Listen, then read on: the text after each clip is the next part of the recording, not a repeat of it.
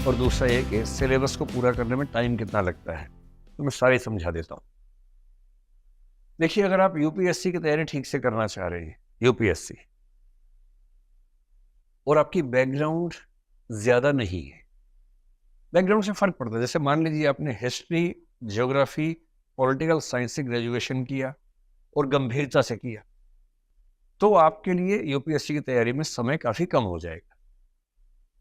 पर यदि आपने ग्रेजुएशन गंभीरता से नहीं किया हुआ है, मौज में किया हुआ है, जैसे अमूमन हम लोग करते हैं, या किसी एक सुपर स्पेशलाइजेशन वाली स्पेसिफिक ब्रांच में किया है, जैसे मान लीजिए आपने बीटेक किया और बीटेक भी ऐसी चीज में किया, कंप्यूटर साइंस में, जो यूपीएससी में है ही नहीं ऑप्शन, तो बीटेक कंप्यूटर साइंस आपकी यूपीएससी की तैयारी में सीधे फायदा नहीं करती है, नहीं के बराबर फायदा।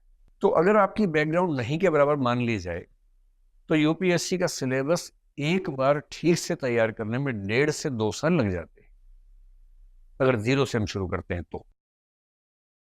1.5 से 2 साल इसलिए कि ऑप्शनल की तैयारी में कुछ महीने लगते हैं, फिर एसए है, पूरा जीएस है, पूरा सीसेट है। अगर आप इंजीनियर हैं और आपका गणित बहुत अच्छा है, तो सीसेट में आपके 2-3 महीने बच जाएंगे, और गणित में भी डब्बा गोल है तो 3 महीने और एक्स्ट्रा हो जाएंगे, सीधी सी बात। तो 1.5 साल से 2 साल चाहिए फर्स्ट राउंड ऑफ प्रिपरेशन के लिए। उसके बाद आपकी रिविजन प्रैक्टिस, जिसमें 6 महीने मेरे ख्याल से कम चाहिए। तो जिस साल आप तैयारी शुरू करेंगे, उसके 2 साल बाद का जो अटेम्प्ट है आप वो दे सकते हैं, क्योंकि आपको उस अटेम्प्ट के दौरान भी 6 महीने मिले जाएंगे। कुछ चीज़ें प्रीलिम्स और मेंस के बीच में भी कर लेंगे हम लोग। तो जो लोग ग्रेजुएशन शुरू कर रहे हैं उनके लिए तो बहुत मुफीद मामला ये है कि ग्रेजुएशन के साथ साथ तैयारी कर लें, ग्रेजुएशन खत्म होते ही एग्जाम दें, क्योंकि कम उम्र में आईएएस, आईपीएस या पीएससी में आने का फायदा ज़्यादा होता है। सिंपल सी बात, अगर मैं आईएएस की बात करूँ, आईएएस बन के आप 5 या 6 साल में कलेक्टर बनते हैं, 9 साल में बड़े जिले में कलेक्टर बनते हैं, 13-14 साल में कमिश्नर बनेंगे, 17 साल की जॉब होने के बाद आप राज्य में सेक्रेटरी या केंद्र में जॉइंट सेक्रेटरी बन जाते हैं। वहां से 10 साल का स्टेग्नेशन है। लगभग 26 साल के आसपास की जॉब होने पर आप बनेंगे एडिशनल सेक्रेटरी, जो यहाँ पर एसीएस होता है राज्य में। और एसीएस बनने में या एडिशनल सेक्रेटरी बनने के लिए जरूरी होता है कि आपके पास पर्याप्त जॉब बची हुई हो। लगभग 30वें साल में आपको सेक्रेटरी बनने का ऑप्शन मिलता है केंद्र में। सेक्रेटरी का मतलब पूरी मिनिस्ट्री का ब्यूरोक्रेटिक हेड, जो बहुत बड़ा पद है। और आईएएस बनने में मजा उसी पद में है बेसिकली। और सेक्रेटरी बनने की शर्त क्या है? सेक्रेटरी के लिए एम्पैनलमेंट उसी का होगा जिसके पास कम से कम 2 साल की सर्विस बची हुई है। मोटी सी बात, जिस दिन आप सर्विस में जाएं, यदि आपके पास कम से कम 33-34 साल की सर्विस नहीं है, तो आप सेक्रेटरी पद का सुख आमतौर पर नहीं उठा पाएंगे। और सेक्रेटरी बने और बनते रिटायर हो गए, उसमें क्या मजा है? बन के 3-4 साल रहना भी चाहिए। तो मजा तब है जब आपके पास कम से कम 36 साल की सर्विस हाथ में हो। 60 में रिटायर हो जाते हैं। तो 24 साल में अगर आप सिविल सर्वेंट बन गए हैं, तो आप इस नौकरी का वो अधिकतम सुख उठा पाएंगे जो जिसके लिए लोग जाना चाहते हैं। और अगर आप अच्छा काम करते हैं तो क्या है कि सेक्रेटरी बनेंगे, पर यदि आप काम ठीक कर रहे हैं तो आपके रिटायरमेंट से पहले आपको एक्सटेंशन 2-3 साल का मिल सकता है। फिर आप 62 तक, 63 तक काम करेंगे। उसमें भी जब रिटायर होने वाले भी 63 में एक दिन पहले सरकार क्या करेगी? आपको यूपीएससी के मेंबर बना देगी, 2 साल और मिल गए। या सीएजी बना दिया, कोई ऐसा पद जिसमें 65 साल तक रिटायरमेंट होती है। पर ये सारे सुख उनको मिलेंगे जो 24 साल, मैक्सिमम 25 साल तक ज्वाइन कर लेंगे मसूरी में आईएएस की नौकरी।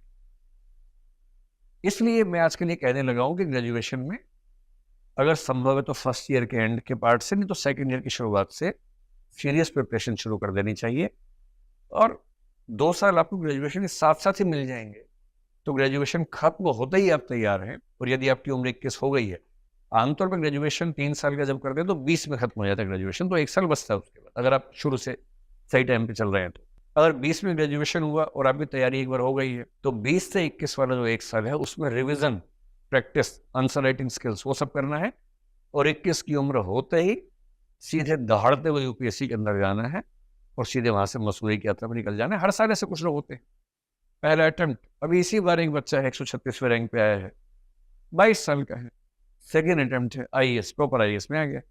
पिछले साल एग्जाम दिया था, सिलेक्शन नहीं हुआ था 21 में, मतलब 21 का होने वाला था तब एग्जाम दिया था उसने, क्योंकि 21 के आप है या नहीं इसका फैसला 1 अगस्त को होता है। जिस साल आप एग्जाम देंगे उस साल की 1 अगस्त को आप 21 के हैं या नहीं है, इस बात से फैसला होता है।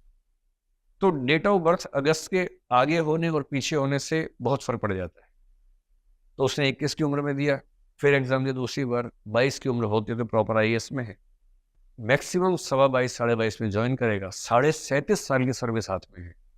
और 37.5 साल की सर्विस का मतलब है कि अगर सर्विस ठीक रही, बीच में दिक्कत नहीं कोई आई, तो कम से कम 7 साल केंद्र सरकार में सेक्रेटरी का पद मिलने वाला है। और जो 7 साल सेक्रेटरी बनते हैं उनमें से कुछ लोग बड़े सेक्रेटरी, होम सेक्रेटरी जैसे होता है, फाइनेंस सेक्रेटरी जैसे होता है, वो पद मिलते हैं। वो पद भगवान के पद नंबर 2 पे वही पद आते हैं, इतने बड़े पद होते हैं। जैसे होम सेक्रेटरी के मैं आपको थोड़ा समझाऊं, होम सेक्रेटरी आईएएस होता है। अब उसका काम है पूरे देश की कानून व्यवस्था का ध्यान रखना। एक फोर्स का नाम है सीआरपीएफ, आपने सुना होगा। सीआरपीएफ का जो डायरेक्टर होगा, डीजीपी होगा, हेड होगा, वो आईपीएस होगा। सीआईएसएफ उसका हेड आईपीएस होगा, बीएसएफ उसका हेड आईपीएस होगा, एसएसबी उसका हेड आईपीएस होगा, सीबीआई उसका हेड आईपीएस होगा, एनआईए उसका हेड आईपीएस होगा, आईबी उसका हेड आईपीएस होगा। इन सब का हेड होम सेक्रेटरी है। आप वो रैंक समझिए मैं जिसकी बात कर रहा हूं। जो व्यक्ति इन सारी ऑर्गेनाइजेशंस की रिपोर्टिंग लेता हो और इन सब के माध्यम से इंश्योर करता हो कि देश सुरक्षित रहे, ये पद ऐसे नहीं मिल जाता है। इस पद के लिए कम से कम 35-36 साल की सर्विस हाथ में होनी चाहिए, और वो तभी है जब 24 साल तक आप सर्विस के अंदर चले जाए, मसूदे की यात्रा अपनी कर जाए। इसलिए अगर आपकी ग्रेजुएशन चल रही है, आपने बताया था ना, तो ग्रेजुएशन के साथ में थोड़ी सी मेहनत कर लेंगी तो अच्छा रहेगा।